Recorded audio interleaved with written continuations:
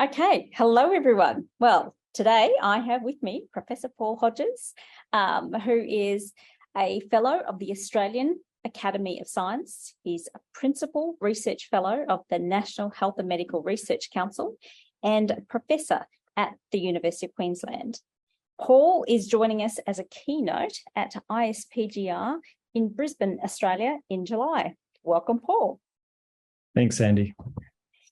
So, Paul, we're really excited to hear your latest research. So Paul has been a world leader in the area of low back pain for a large number of years. So, Paul, what's the latest in this field and what will you be talking about at ISPGR?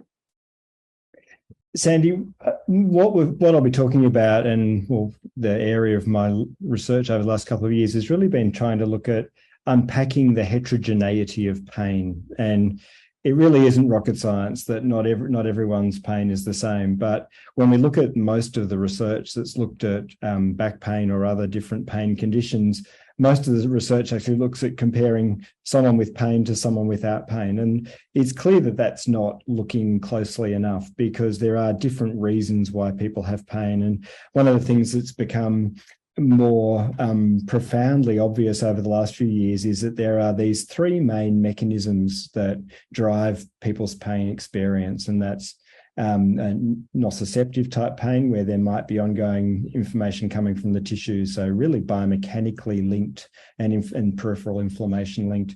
Then there's nociplastic pain, which is really about altered processing in the nervous system, even in the absence or generally in the absence of nociceptive input, and then neuropathic pain, which is related to nerve injury. And one thing that's increasingly clear is that how pain changes the way that we move, or how pain relates to the way that we move, is really different between those different pain mechanisms. So we've been doing a lot of work over the last few years trying to understand how the brain changes in postural networks might be different in those different pain mechanism groups, trying to understand, well, how is it that we can understand these different presentations, and how can we do better at trying to subgroup people or look at people in different ways, individualizing the way that we understand their movement presentations.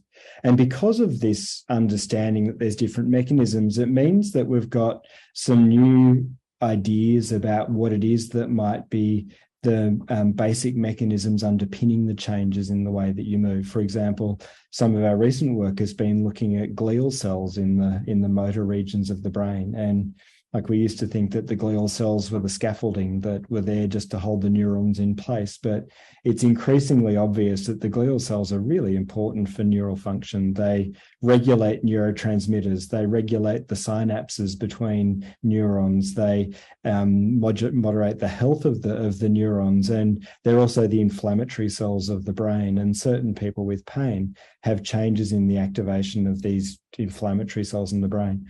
So it's really clear then that if the change in the way those glial cells are operating is present in someone with pain, there's a whole lot of ways that might impact sensory motor function through modifying neural mechanisms. And an observation made a couple of years ago by Marco Loggia showed that there's changes in the glial function within the sensory motor cortices, in particular in people with pain. And we've been trying to understand, well, is that specific to specific types of pain, and does it actually relate to some of the sensory motor changes? So can we explain what we see with posture and movement in terms of these neural mechanisms? And I'll be talking about some of our really recent observations at the conference.